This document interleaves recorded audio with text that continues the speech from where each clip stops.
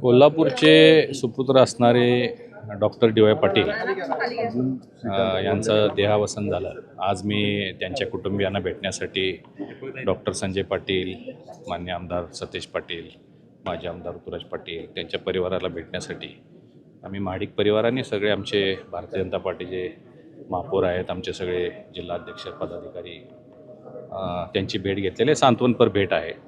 खरं पाहता डी.वाय. दादांनी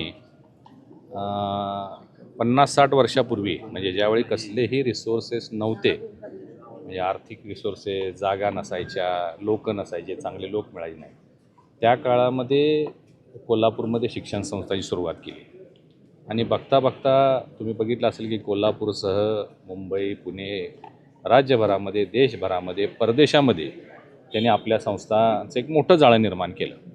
सामान्य कुटुंबियांच्या मुलांना उच्च शिक्षण म्हणजे शाळा कॉलेजेस तर आहेतच, परंतु इंजिनिअरिंग असेल, डिप्लोमा असतील, मेडिकल असेल, अशा पद्धतीच्या सगळ्या सुविधा त्या काळापासून निर्माण केल्या.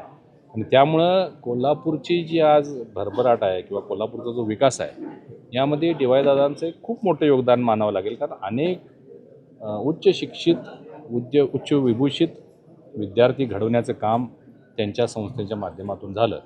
आज तुम्ही बघा, आज सगळे रिसोर्सेस आपल्याकडे असतानासुद्धा संस्था उभा करणं सोपं नाही आहे, परंतु त्या काळामध्ये त्यांनी हे सगळं निर्माण केलं आणि कोल्हापूरच्या वैभवात मोठी भर पडली. कोल्हापूरच्या ज्ञानार्जनात भरपूर भर पडलेली आहे आणि कोल्हापूरच्या विकासामध्ये सुद्धा डी.वाय. दादांचं योगदान मोठं आहे. आणि त्यांच्या जाण्यानं निश्चितच खूप मोठी पोकळी निर्माण झालेली आहे. आज त्यांचे चिरंजीव असणारे संजय पाटील साहेब असतील, सतेज पाटील साहेब असतील, कर्तृत्ववान लोक आहेत. त्यांनी या संस्था वाढवलेल्या आहेत. त्यांनी आणखीन अन्य व्यवसायामध्ये सुद्धा मोठ्या प्रमाणात भरारी घेतलेली आहे. हॉस्पिटल मोठं आता झालेलं आहे, तुम्ही बघताय, अजून त्याचं एक्सपान्शन सुरू आहे.